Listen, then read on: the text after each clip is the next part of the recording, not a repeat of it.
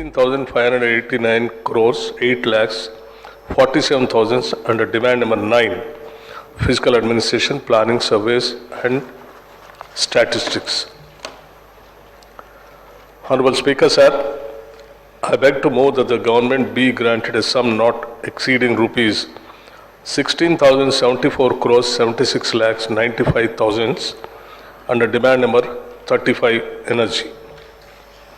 I request the Minister for Revenue to move the demand number 5, Revenue Registrations and Relief, demand number 18, Housing, demand number 19, Information and Public Relations.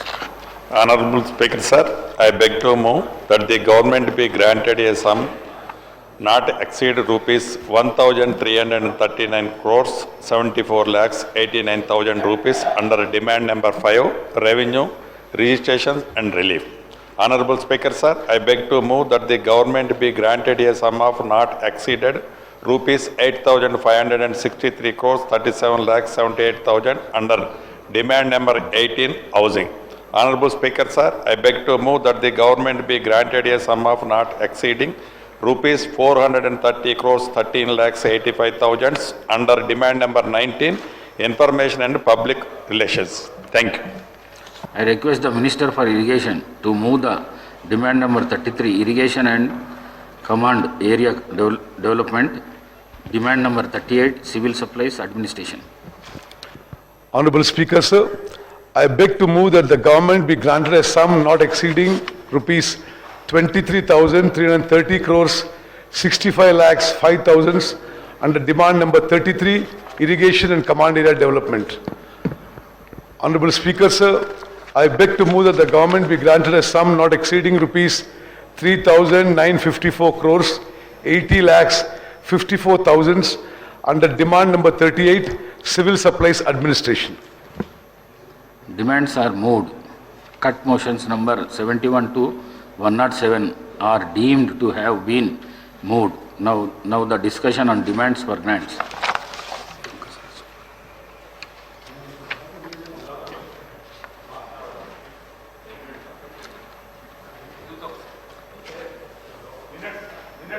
ఈ రోజు సాయంత్రం 5 గంటల కల్లా సభను వాయిదా వేస్తాను. కావున సభ్యులు మంత్రులు సహకరించవలసిందిగా కోరుతున్నాను.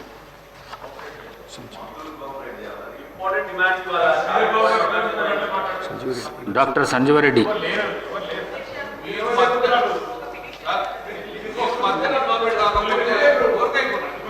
1 minute సంజీవరెడ్డి గారు. అధ్యక్ష, ధన్యవాదాలు.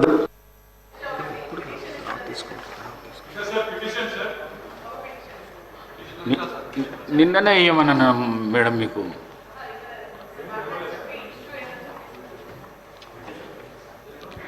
అధ్యక్ష, థ్యాంక్ యూ అధ్యక్ష.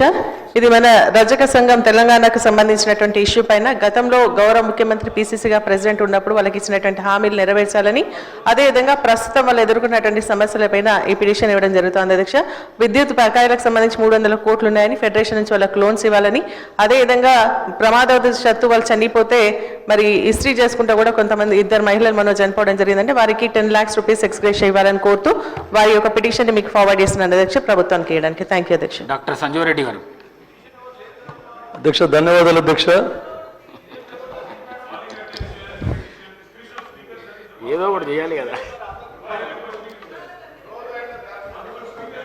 అధ్యక్ష. ముఖ్యంగా నేను రెవెన్యూ మీద మాట్లాడదనుకున్నాను అధ్యక్ష. మనకు ఏదైతే ఉందో గత ప్రభుత్వంలో ఈ ధరణి అనేది ఏదైతే తీసుకొని రావడం జరిగిందో దాంట్లో చాలా అవకతవకలు ఉన్నాయి అధ్యక్ష. మీకు ఇంతకుముందు కూడా చెప్పడం జరిగింది. అయితే ఈరోజు మన ప్రభుత్వం ఏదైతే భూభారతి అనే చట్టం మొన్ననే అసెంబ్లీలో పాస్ చేసుకోవడం జరిగింది. అయితే చాలామంది రైతులు ఇంకా కూడా అది ఇంప్లిమెంట్ కాకుండా చాలా కూడా మనకు అవి ఇంకా ఇంప్లిమెంట్ అయితే లేవు అధ్యక్ష. ఇంకా చాలా సఫర్ అవుతూ ఉన్నారు. అయితే మన గతంలో మనం ఏవైతే ఉన్నాయో పరిణామాల్లో ఇంకా కూడా మనకు ధరణిలో చాలా అంటే మనకి సర్వే నెంబర్స్ మిస్టేక్స్ కానీ, భూమి హెచ్చు తగ్గులు కానీ, తర్వాత ఆ రెక్టిఫికేషన్ గురించి మనము ఇప్పుడు చెప్పడం జరిగింది. ఒకరికి 3 ఎకరాలు ఉంటే వారికి 3 గుంటలని పడింది, 30 ఎకరాలు ఉంటే కూడా 3 గుంటలని పడింది. ఇటువంటి చాలా. తర్వాత ఇంకోటి కొన్ని కేసులలో ఒక సర్వే నెంబర్ మీద ఒక కేసు ఉంటే అది సిబిఐ కేసు ఉంటే మొత్తం ఆ సర్వే నెంబర్ మొత్తమే సిబిఐ అని పడింది. ఒక సర్వే నెంబర్లో ఎక్కడైతే పార్షియల్లో ల్యాండ్ ఉంటుందో ఆ ల్యాండ్లో కూడా మొత్తం గవర్నమెంట్ ల్యాండ్ అని పడింది అధ్యక్ష. ఇట్లాంటి